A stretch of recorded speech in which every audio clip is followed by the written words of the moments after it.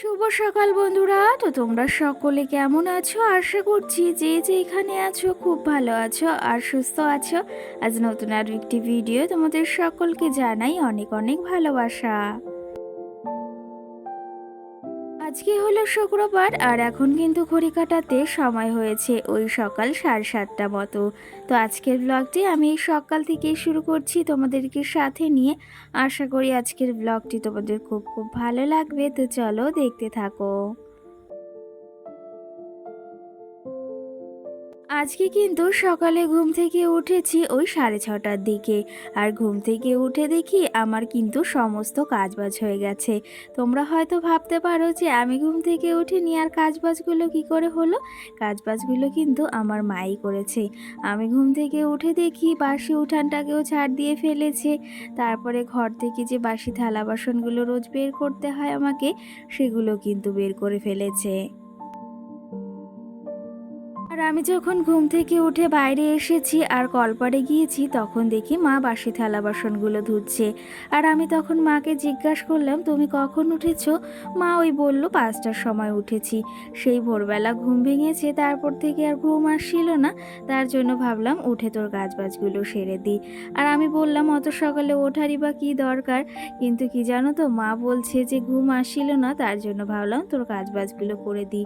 আর কি জানো তো, একটা কথা ভীষণ খারাপ লাগে বা একটা জিনিস ভীষণই খারাপ লাগে, সেটা হচ্ছে যদি আমার বাড়িতে এসে মা একটু কাজ করে না, আমার সত্যিই ভীষণ খারাপ লাগে যে মা দুদিনের জন্য এসেছে, তো এসে আমার কাজগুলো করে দিচ্ছে।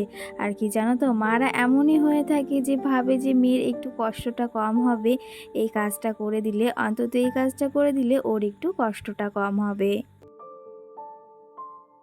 তেমনি সকালের কাজগুলো তো অনেকটাই সেরে দিয়েছে, অনেকটা বলতে সবটাই কিন্তু সেরে দিয়েছে।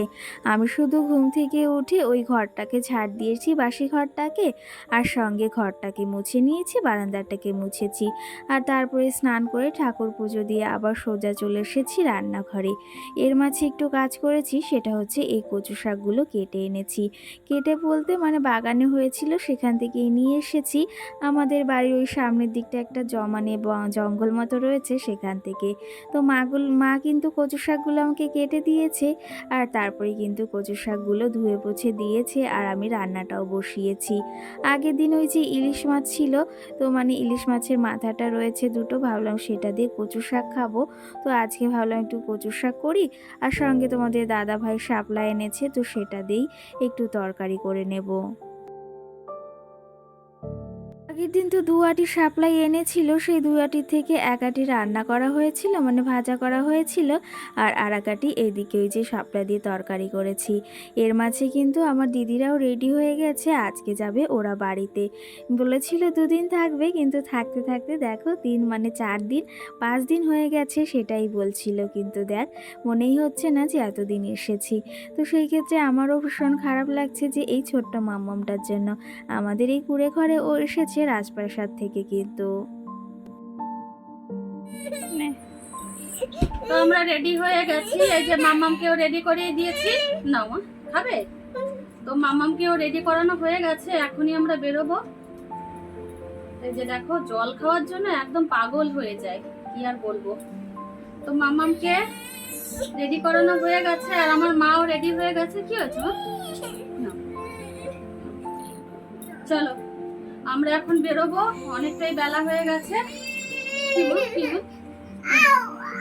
আও আও, কি মা?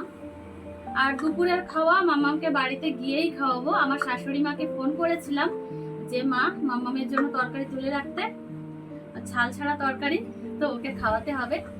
তো চলো যাওয়া যাক, অনেকটা বেলা হয়ে গেছে। ও মা, চলো। মার যেতে ইচ্ছা করছে না মেয়ে বাড়ি ছেড়ে। মা এখানেই থাকবে, এখানে থাকবে।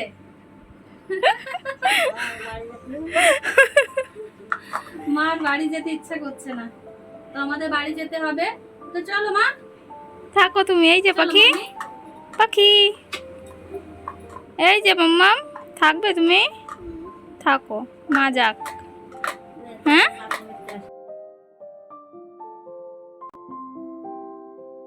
আর এই যে দেখো ওরা কিন্তু বেরিয়ে পড়েছে। আজকের আকাশের ওয়েদারটি একটু খারাপ, মানে একটু মেঘলা মেঘলা হয়ে রয়েছে। আর সত্যি কথা বলতে মনটা যে এতটা খারাপ লাগছে সেটা আর কি বলবো, ভাষায় প্রকাশ করা যায় না এই কষ্টগুলো। কি জানো তো, বাবার বাড়ি থেকে যখন আসি তখনও এরকমটাই হয়। আর এই যে দিদিরা একটা বছর পর এসেছে, মাও কিন্তু অনেক দিন পর এলো।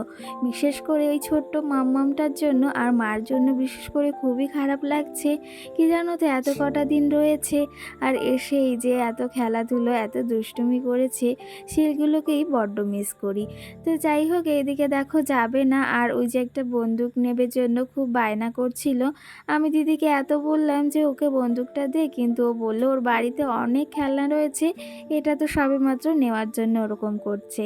আর কি জানো তো, প্রচণ্ড কান্নাও করছিল। আগেরবার যখন এসেছিল তখন তো আরোই দ্বিগুণ কান্না করছিল।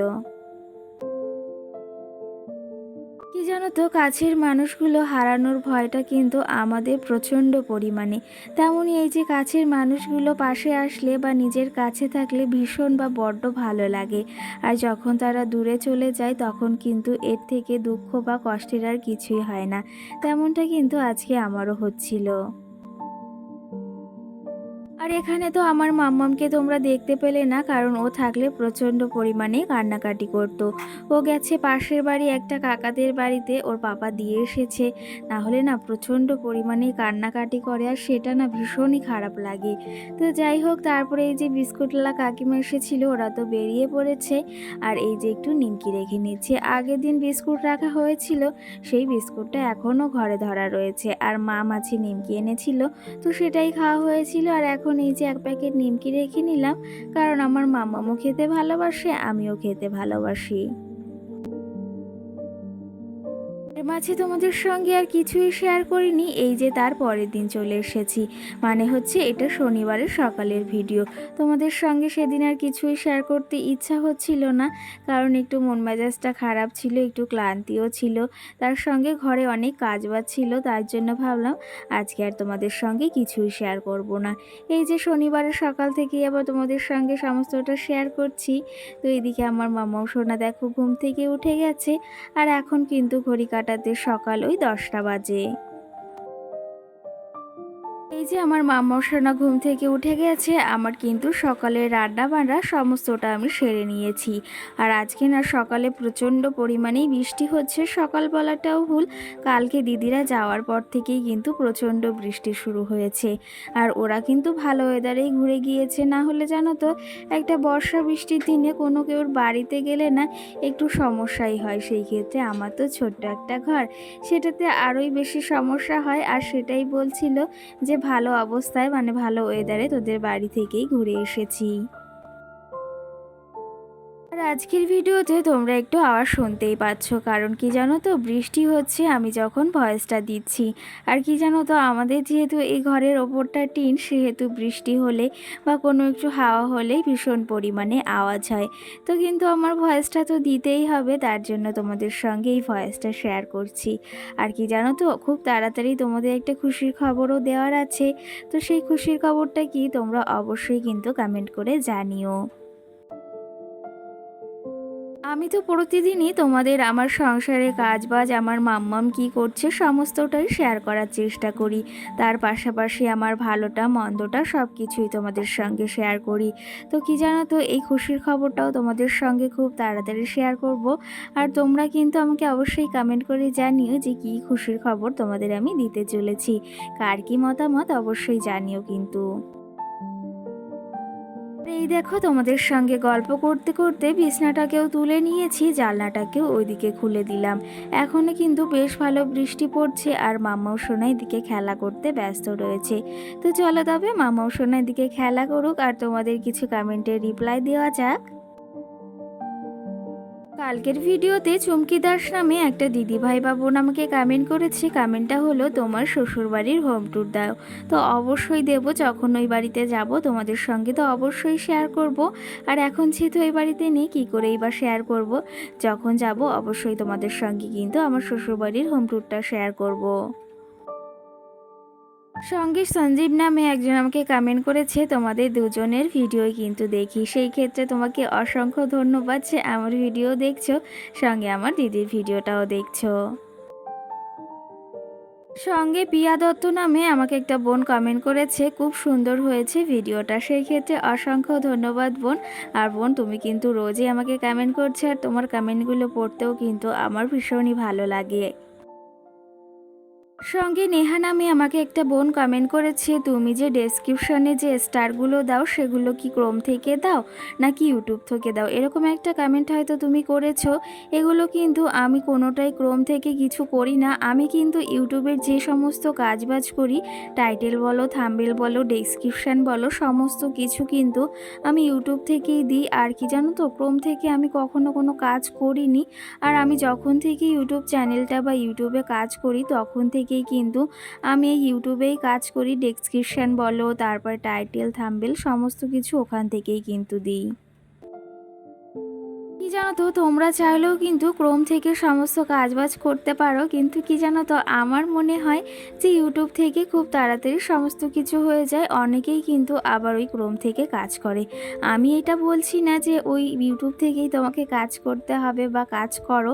আমি কিন্তু ইউটিউব থেকে সমস্ত কিছু করি, মানে টাইটেল, ডেসক্রিপশান সমস্ত কিছু ওইখান থেকে দিই। আর আগে আমি ট্যাগ ব্যবহার করতাম, কিন্তু মাঝে কিছুদিন আমার ট্যাগটাও ব্যবহার করা হচ্ছে না। তো তুমি কিন্তু ক্রোম থেকেও মানে সব কিছু ব্যবহার করতে পারো, ডেসক্রিপশান বলো, টাইটেল, থাম্বনেল। আর ইউটিউবে চাইলেও সেটা ব্যবহার করতে পারো। সঙ্গে কিন্তু তুমি এটাও লিখেছো তোমার ট্রাইপডটা কত নিয়েছে, আর আমার ট্রাইপডটা রাগ করে ভেঙেই ফেলেছি। তো আমার ট্রাইপডটা ওই হয়তো নিয়েছিল 250 টাকারও কম, ওরকম টাইপের নিয়েছিল। তো তুমি কেন ভেঙেছো সেটাও অবশ্যই জানিও। কি জানো তো, একটা ট্রাইপড না থাকলে ভিডিও করাটা অনেকটা সমস্যা হয়ে দাঁড়ায়। আর আমি যখন নতুন ভিডিও করতাম তখন কিন্তু আমার কাছে কিছুই ছিল না, তখন এখানে ওখানে ফোনটা দাঁড় করিয়ে তারপরেই কিন্তু আমি ভিডিওটা শ্যুট করতাম। সঙ্গে পিয়ালি দাস নামে একটা দিদিভাই বা বোনও আমাকে কমেন্ট করেছে, সেই কেমনটা হচ্ছে আমি তোমাদের দুজনের ভিডিওই দেখি, খুব ভালো লাগে সত্যি কথা। তো সেই ক্ষেত্রে অসংখ্য ধন্যবাদ যে এই যে সুন্দর একটা কমেন্ট করেছো, আর আমাদের দু বোনেরই ভিডিও তুমি দেখছো, তার জন্য অসংখ্য ধন্যবাদ তোমাকে। সঙ্গে কিন্তু তুমি এটাও লিখেছো যে কোন অ্যাপ দিয়ে ভিডিও এডিটিং বলো বা থাম্বনেল যাই হোক বানাও। তো আমরা কিন্তু ইনশর্ট দিয়ে সমস্ত ভিডিও এডিটিং বলো, থাম্বনেল বলো, যাবতীয় যা কিছু ভিডিওর কাজ সেটা কিন্তু আমরা ইনশর্ট থেকেই করে থাকি। আর কি জানো তো, ইনশর্ট এমন একটা অ্যাপ যেখানে কিন্তু খুব সহজেই কাজ শিখে যাওয়া যায়, আর খুব ভালো। আমরা তো এখানেই কাজ করে থাকি, আমি ইনশর্টে কিন্তু সবসময় কাজ করে থাকি। তো তোমরাও চাইলে কিন্তু ইনশর্টে কাজ করতে পারো। তো যাই হোক, আজকে তোমাদের বেশ কিছু কমেন্টের রিপ্লাই দিয়েছি। আর তোমাদের যদি কারো কিছু জানার থাকে অবশ্যই কমেন্ট করে কিন্তু জানিও। আর এই যে দেখো, তোমাদের সঙ্গে গল্প করতে করতে কতই না কাজ এগিয়ে ফেলেছি। এইদিকে মামামের জামা কাপড়গুলো গুছিয়ে নিচ্ছি, আর প্যাম্পাসগুলো ঠিক করে রাখছি। মামামের জামা কাপড় রাখার জন্য আগেই না কত সমস্যা হতো, আর এখন কিন্তু এই অর্ডারটা হওয়ার পর থেকে মামামের জামা কাপড় এখানেই রাখা হবে। আর মামামের সমস্ত কিছুই মানে এখানে রাখা হচ্ছে। তো অবশ্যই জানিও এই অর্ডারটা কেমন হয়েছে। যদিও সব কিছু এখনও গোছানো হয়নি, তাও কিন্তু কিছুটা গুছিয়ে ফেলেছি। স্বপ্ন পূরণ কেই না করতে চাই বলো, স্বপ্ন পূরণ কিন্তু সকলেই করতে চায়। সাধারণ ঘরে গৃহবধূ হয়েছি আর স্বপ্ন দেখব না, এটা কি কখনো হতে পারে? আর সত্যি কথা বলতে আমারও কিন্তু অনেক স্বপ্ন, সেগুলো আস্তে আস্তে সব কিছু পূরণ করার চেষ্টা করব। আর এই যে আমার একটা স্বপ্ন ছিল আমার মামামের জন্য একটা ওয়ারড্রব করার, আর সেটা কিন্তু আমার বাবার বাড়ি থেকে দিয়েছে। স্বপ্ন কিন্তু সবাই পূরণ করতে চায়, সেটা কম হোক বা বেশি হোক। তো যাই হোক, ওইদিকে অর্ডারটা গুছিয়ে নিয়েছি। এইদিকে মামামের জন্য আগের দিন মার্কেট থেকে একটা হট প্যান্ট আনা হয়েছিল, আর সঙ্গে এই বিছনা চাদরটা আমাকে দিদি কিনে দিয়েছে। আমার না ভীষণ পছন্দ, অনেক দিন ধরে ভাবছিলাম নেব নেব, তো দিদি একটা নিয়েছে, আর সঙ্গে আমি এই পিঙ্ক কালারেরটা নিয়েছি। আমার এটাই বেশ পছন্দ হচ্ছিল, দিদি কিন্তু এটা আমাকে কিনে দিয়েছে। কেমন হয়েছে অবশ্যই জানিও। তো চলো তবে আজকের ব্লগটিও বেশি বড় করব না, এখানেই শেষ করব। আজকের মতো সকলকে টাটা। সকলে ভালো ভালো থেকো, সুস্থ থেকো। আবার দেখা হবে সুন্দর একটি ভিডিওয়। তো আজকের মতো সকলকে টাটা। আর এই জিনিস দুটো কেমন হয়েছে, মাম্মামের হট প্যান্টটাও কেমন হয়েছে সেটা অবশ্যই জানিও কিন্তু।